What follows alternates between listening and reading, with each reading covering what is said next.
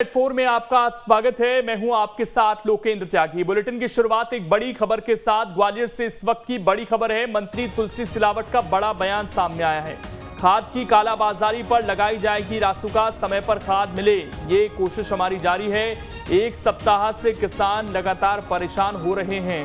अब तुलसी सिलावट का इस पर बयान सामने आया है और उन्होंने कहा है कि अगर खाद की कोई कालाबाजारी करेगा तो उस पर एनएसए लगेगी, रासुका लगाई जाएगी उस पर, ये तुलसी सिलावट ने कहा है। यानी कि सरकार ये मान रही है कि खाद को लेकर किसान लगातार परेशान हो रहे हैं। आपका अपना चैनल न्यूज़ स्टेट भी लगातार तस्वीरें दिखाता है जहां पर खाद को लेकर मारामारी है, लाइनों में किसानों को लगना पड़ रहा है, फिर भी समय पर खाद नहीं मिल पा रहा।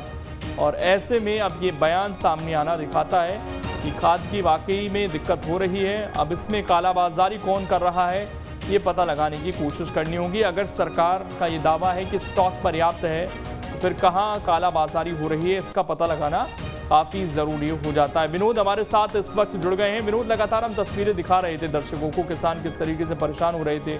अब मंत्री ने मान भी लिया है इस चीज़ को, लेकिन पता लगाना तो ये होगा कि कालाबाजारी कर कौन रहा है। देखिए, बिल्कुल कहीं ना कहीं कालाबाजारी खाद की हो रही थी, इसीलिए कई इलाकों में किसान खाद को लेके धरना प्रदर्शन कर रहे थे। भिंड जिले के मेहगांव में तो 2 दिन किसानों ने जाम भी लगाया।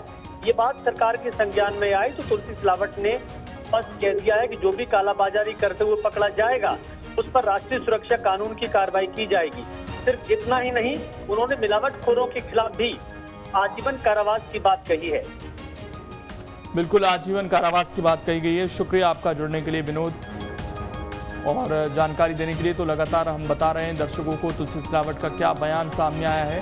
खाद की कालाबाजारी पर रासुका लगाई जाएगी, ये तुलसी सिलावट की तरफ से कहा गया है। लेकिन सवाल यह है कि आखिरकार जो कालाबाजारी कर रहे हैं उनको कैसे पकड़ेगी सरकार। क्या वाकई सरकार की जो मंशा रहती है कि किसानों को पर्याप्त खाद मिले। अब बुआई दोबारा से शुरू हुई है इस सीज़न की और ऐसे में खाद की ज़रूरत सबसे ज़्यादा किसानों को रहती है और इस समय पर दिक्कतों का सामना उन्हें करना पड़ रहा है, जिससे साफ है कि फसल को नुकसान हो सकता है।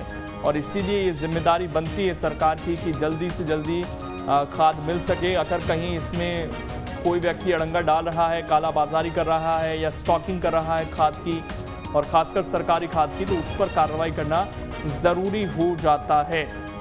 मंत्री तुलसी सिलावट ने ये बड़ा बयान दिया है। हालांकि बयान से आगे बढ़ते हुए कार्रवाई भी अब ग्राउंड स्तर पर देखनी होगी और ये पता लगाना होगा कि दिक्कत क्यों हो रही है किसानों को, समय पर खाद क्यों नहीं किसानों को मिल पा रहा है।